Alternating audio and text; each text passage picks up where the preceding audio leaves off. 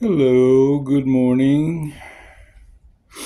Today is Wednesday, August 13th, 2025. My name is Henry. I am going to be talking about the Sphinx, and I'm going to try to elaborate a little bit more as to what it is that I'm trying to do here. As I've said before, my concern is that at some point in the future, very near future, we're going to lose civilization as we know it.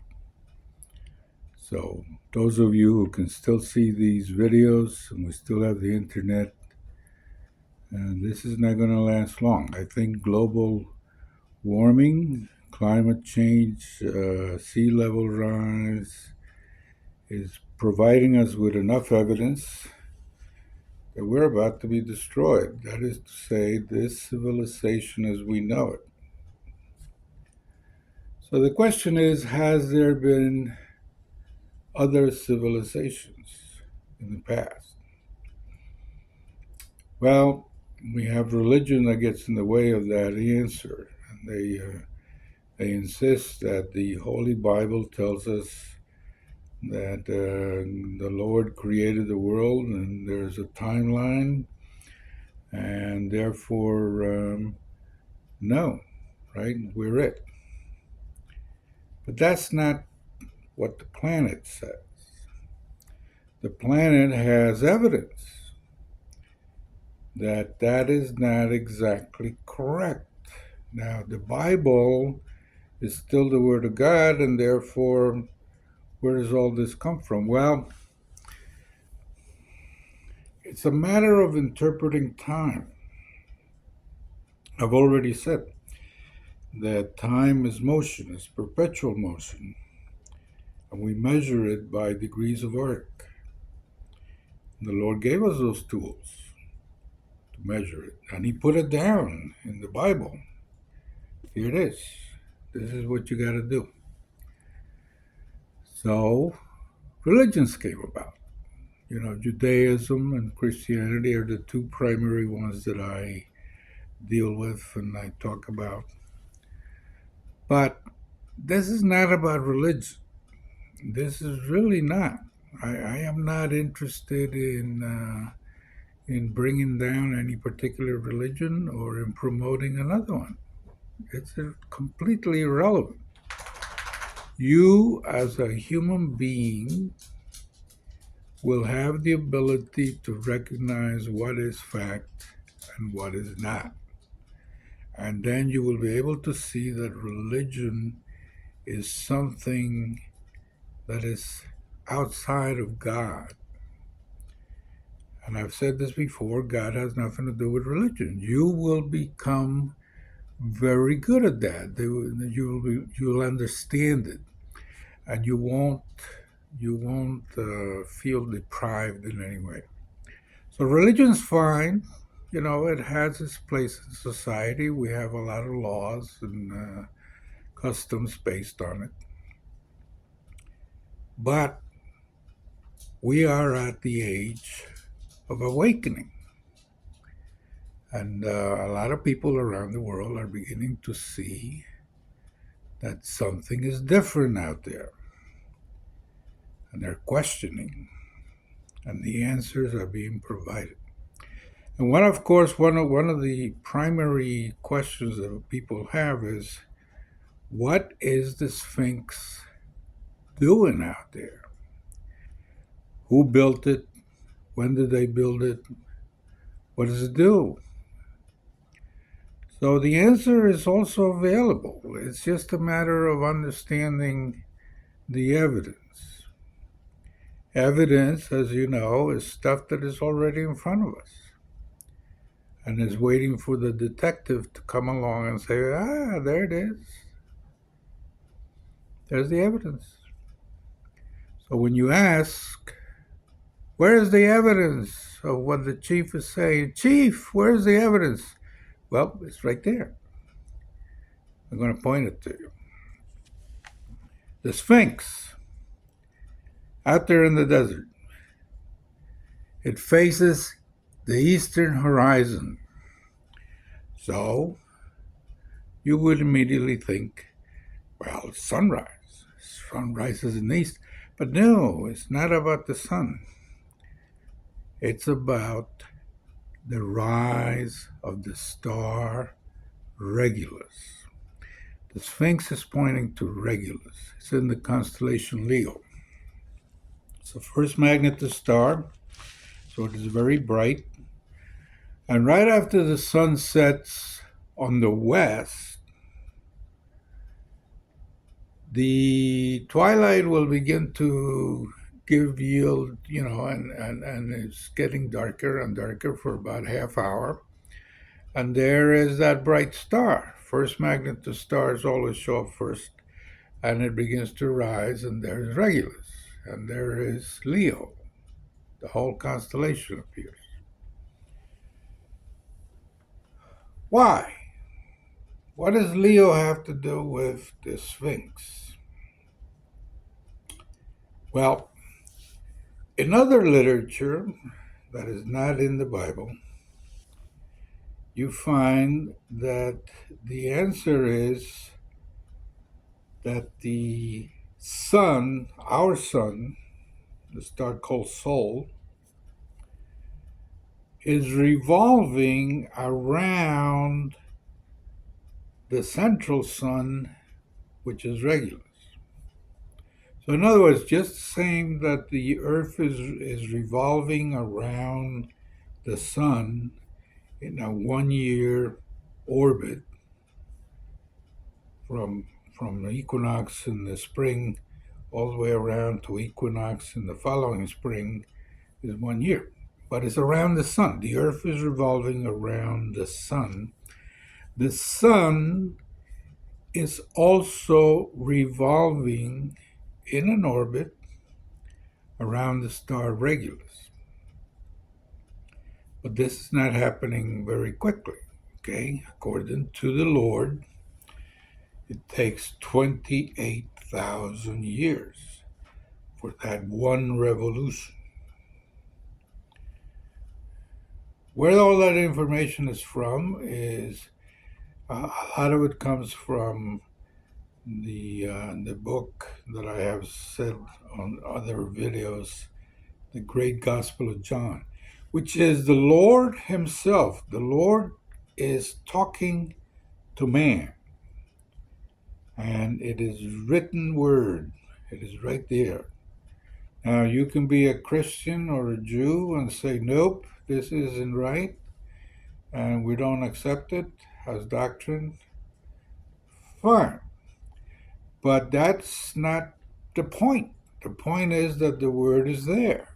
It's right in front of us. Now we read it, and our internal selves, the soul, is going to be able to perceive whether or not this is true. And then you move on. So, the Lord tells us Regulus is the central sun, and Sol revolves around it in an orbit 28,000 years. Yeah, okay. So, this is very important. But so what? What does it do? Well, it goes in, I will be explaining this very thoroughly, one step at a time, but it points to the birth of the Messiah. And it also points to the end of the Dark Ages. So, the birth of the Messiah is considered to be the meridian of time. At what point did the Messiah come? And according to the mathematics, the actually is arithmetic. According to what the calculations is 142 BC by our current calendar. So on 142 BC, on the solstice, or sorry, in other words, December 21st, the Lord was born. Do you believe that? You have to take all of this into account. It's not just one simple statement and believe it or not. It doesn't work that way. You have to look at the whole picture. 142 BC, the Meridian of Time. Meridian of Time is mentioned in other books. I will be referring to those later too. And then come the Mayas, the same Mayas that you're familiar with in Mexico, right? The Mayas had a calendar, and the calendar ended on December 21st, 2012. Now, the calendar ended. It was not a prediction of the end of the world. It was none of that. But humanity, it's in the media and religions and so forth, and all these crazy people were talking about the end of the world. Well, no.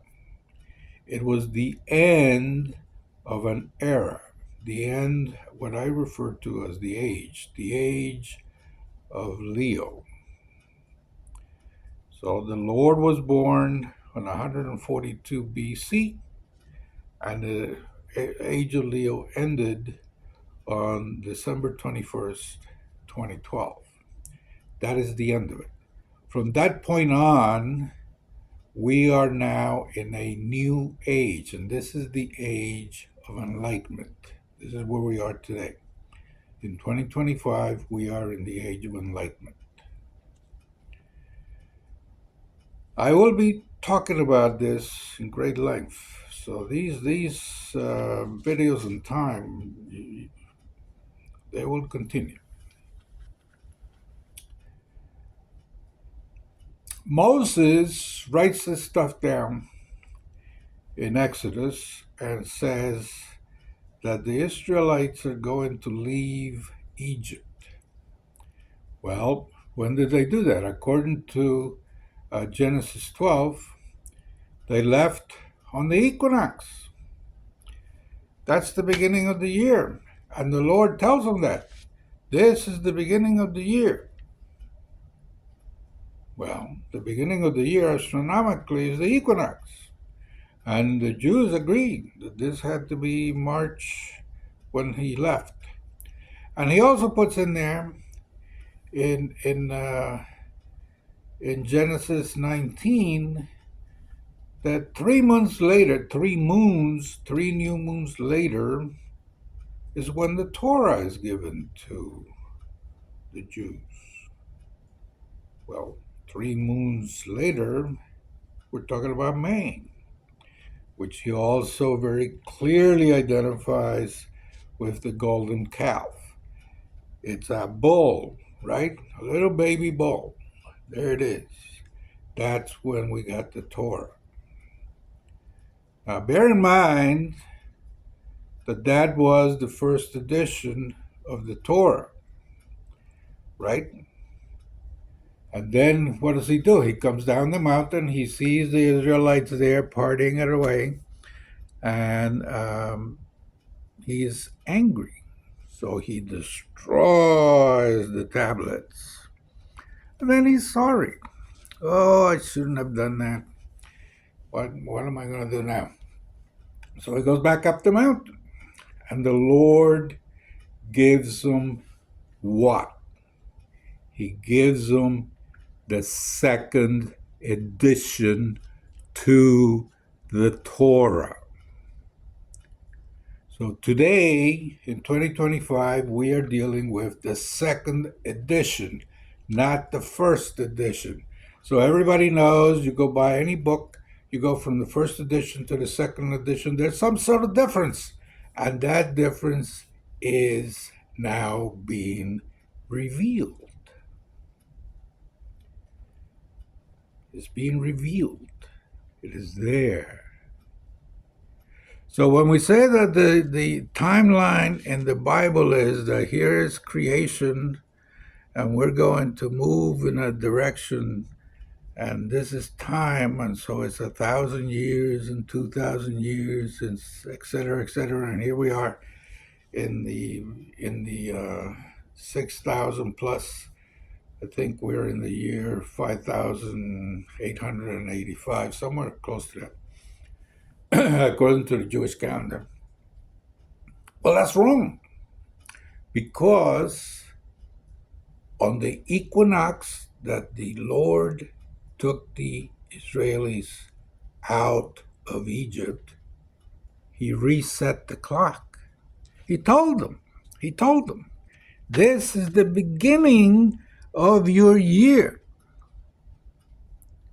Right? Where do we find that? Let me see my notes. Genesis 12. Genesis 12. The Lord tells them, reset the clock.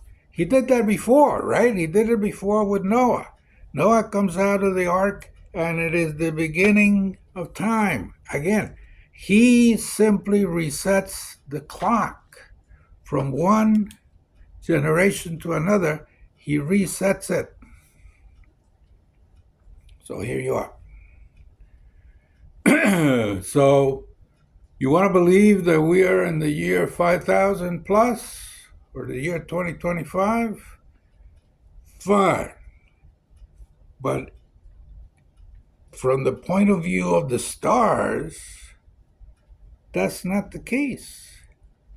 And the Lord tells us that it takes 28,000 years for the sun to go around once. That is what I have mentioned before, that precession of the equinoxes is all about. One complete revolution of the equinoxes is 28,000 years.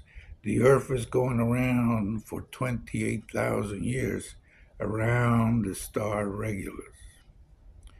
So from the meridian of time, which is the birth of Christ, to the end of the age of Leo, which is, according to the Mayas, December 21st, 2012, we have the age.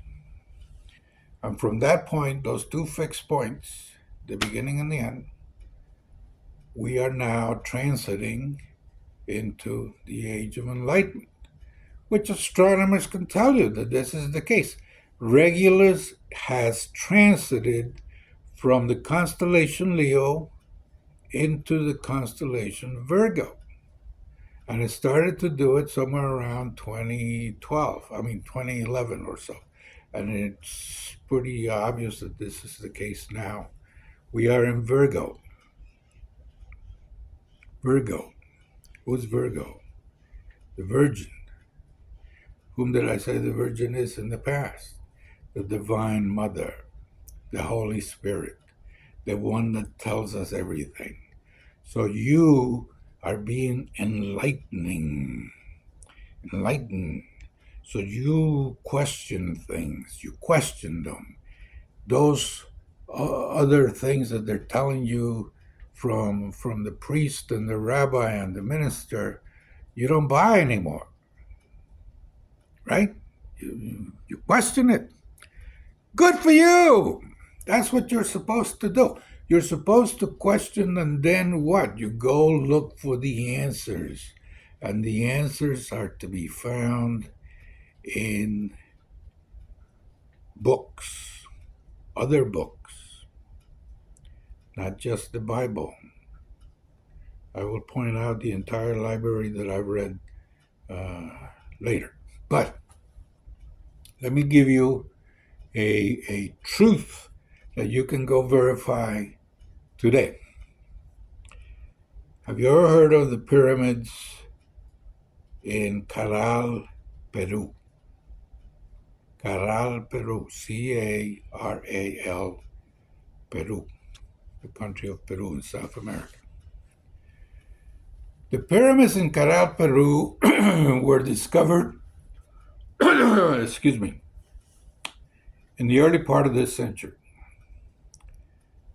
And they're still digging them up. There's all kinds of stuff there. There's at least 7 of them. And if you, which like me, when I saw that, that was one of my first things that I did. I got on a plane, I went down to Peru. I took the bus up from Lima. Actually, it was a taxi. We went up to Caral, myself and My brother-in-law, and my brother-in-law is Peruvian. My wife is Peruvian. And there they were, pyramids in South America. I am standing on one of them. If you look at my channel, I'm standing right there in some kind of ancient thing. That is the base of the major pyramid in Caral, Peru. What is it doing there? It is older than the Egyptian pyramids in Giza. And since then, we know that there's other ruins in South America and Central America, all the way into the Mayas, ancient Mayan ruins. There are ruins underwater off the coast of Bimini and off the coast of Puerto Rico and other places in the Caribbean. So this idea that we started everything over there in the in the African continent and the Middle East is not complete. It may be true when you examine DNA and all of this stuff that scientists come up with, but the history books are wrong when it comes to the time. 28,000 years. About 40,000 years ago, our ancestors, and I'm saying our ancestors, other human beings in the past, made a calculation, and the calculation, they left it for us to interpret, and it is called the Sphinx. They knew what would happen. See, because when their sun is revolving around Regulus, the constellations change, right? I've already said this in another video, but it changes about 87, every 87 years or so, the constellations will change 1 degree. And it's about 28 degrees of arc per age. And I've already calculated all this. So the sun is expected to be, the Regulus is expected to be in the constellation Virgo for the next 2,000 years. So for the next 2,000 years, you have this history that is to be written, and everybody looks out there and sees the same stuff over and over and over again because the change is very, very small. But now we have these fantastic looking telescopes. These guys can tell us, those guys that know what the hell they're doing when it comes to telescopes, and that's certainly not me. But they can go and look at Regulus and say, yep, this makes sense. That's all I'm asking you to do. Go investigate it. Learn it for yourselves. Don't expect me to do it. I'm going to be constructing a little model. I'm going to try to figure that out. I'm not very good at that sort of stuff, and I certainly can't do it digitally. I wouldn't know the first thing about it. But it is possible to demonstrate, in my mind, the spinning of the Earth going around and the revolution around the sun and the sun revolving, and then you have the Zodiac. And I'll be talking about the Zodiac next. But the bottom line is that you can put all this stuff in models, the same way we have models of the solar system, etc. And you'll be able to see it. So I will be doing that.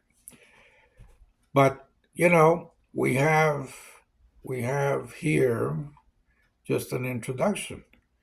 What is it that I'm trying to tell you? The age of the Sphinx is approximately 40,000 years old. That's 40,000 is how far back into the past these human beings made the Sphinx so that we could figure this out now. Why? Because they were wiser than us. Maybe they were also coming up to their particular point in time where their civilization ends, and they needed to pass this knowledge to somebody else, their children. And the only way to do it is with stone, right? Stuff that lasts. It would not surprise me if when we get to Mars, we find the evidence is there too. That right there, here it is. We have already been here. This is what it is, and explains to us what's happening. That is not too far off, right? That can actually happen. So that's what this is about. This is about an understanding of time. I will be explaining this in later videos. It would help you a great deal if you watch these videos in order. And it's now 26 minutes, so it's kind of high. I wonder if you actually will do so. For now, we'll just say goodbye for now. Like, share, and ask questions.